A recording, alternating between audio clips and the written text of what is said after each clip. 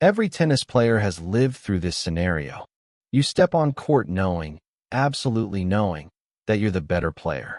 You've trained harder. You've hit more balls. You have better technique, better strokes, better footwork, better everything. You watch your opponent warm up, and you feel almost relaxed. Their timing looks off. Their swing looks awkward. Their footwork seems sloppy. A little voice inside you whispers, "This will be easy." But then the match starts. And slowly, or sometimes very quickly, everything begins to fall apart. You miss shots you never miss. You get tight. You get impatient. Your brain becomes loud. Your rhythm disappears. And before you know it, you're looking at the scoreboard thinking, how am I losing to this player? How is this happening again? If this is you, if you've lost to players you believe you should easily beat, there is nothing wrong with you. You are not alone. This is one of the most common psychological experiences in tennis and one of the least talked about.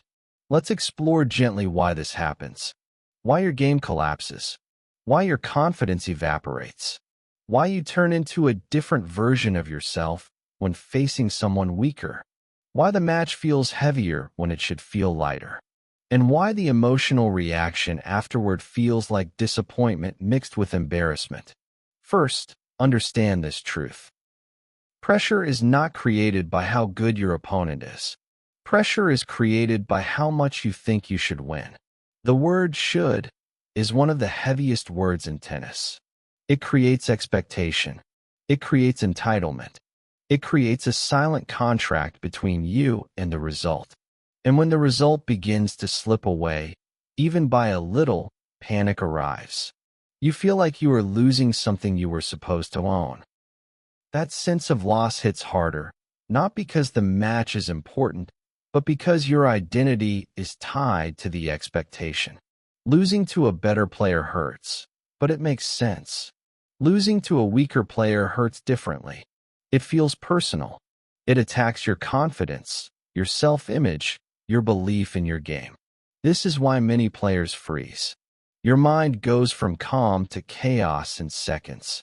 Suddenly you're thinking about what others will think, about how embarrassing it would be to lose, about the story you told yourself before the match. I'm better. When the match doesn't follow that script, your system goes into emotional overwhelm. You stop playing to win. You start playing not to look bad.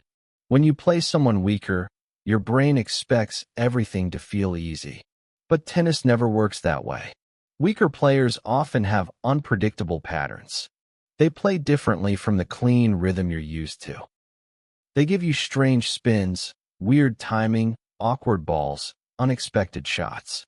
And instead of adapting, your ego resists. Your ego wants the match to look like a highlight reel. Your ego wants to win beautifully. Your ego wants your strokes to feel perfect. But weaker players disrupt that perfection. They force you to accept imperfection, and that is something the ego hates. Under this emotional conflict, your movement tightens. Your swing shortens. Your timing collapses. You start forcing shots to prove you're the better player. You rush points. You attack when you don't need to. You avoid playing safe because playing safe feels like admitting they're good enough to challenge you. And ironically, this resistance becomes the reason you lose. Here's something deeper. Losing to weaker players feels humiliating because it threatens your identity. You don't just lose points. You lose the story you tell yourself about who you are as a player. That loss of identity creates panic. Panic creates tension. Tension creates mistakes. And mistakes confirm the fear.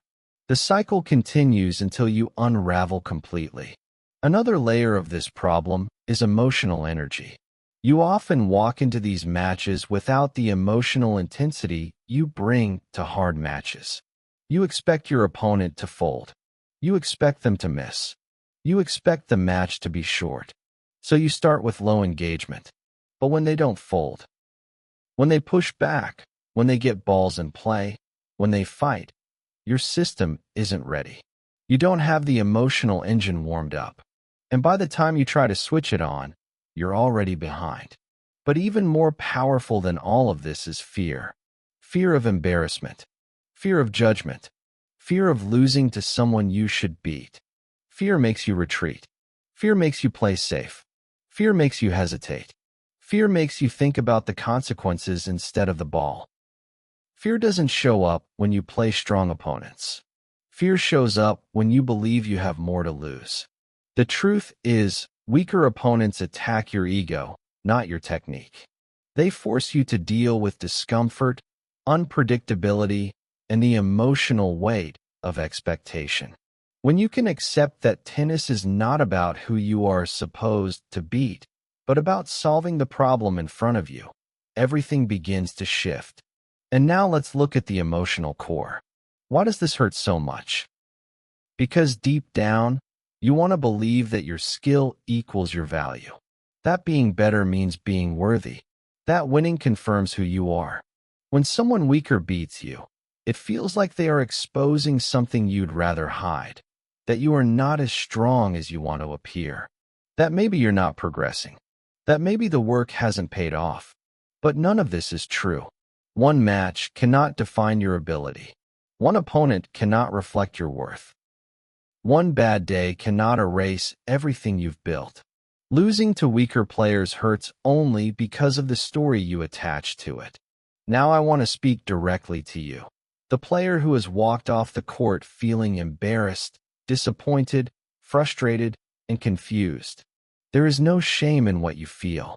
Your emotions are valid. Your frustration is understandable. Your disappointment is human. But you are not broken. You are not mentally weak. You are not failing. You are simply learning how to untangle your ego from your performance. And that is one of the hardest lessons in tennis. Before we close, here is your CTA. If this episode made you feel understood, I invite you to subscribe to the channel for more deep tennis psychology topics that speak to your inner world. Share this episode with someone who also struggles with this emotional pattern. They may feel less alone hearing what you heard today. And in the comments, tell me honestly, why do you think losing to weaker players hurts you the most? Your insight might help someone else uncover their own emotional triggers and begin their healing journey. And now, for the closing message. You are not the frustration you feel. You are not the fear that rises when a weaker opponent pushes back. You are not the voice that whispers you should be better. You are the person who shows up anyway. You are the person who keeps trying. You are the person who cares enough to feel the pain. That pain does not mean you're failing. It means you're growing. Losing to someone you believe you should beat does not define your worth. It reveals your humanity. Let it soften you, not harden you. Let it teach you, not shame you. And above all, remember this. You are always more than any one match, any one opponent, and any one story your mind tells you. You are a player in progress, and that is exactly where you're supposed to be.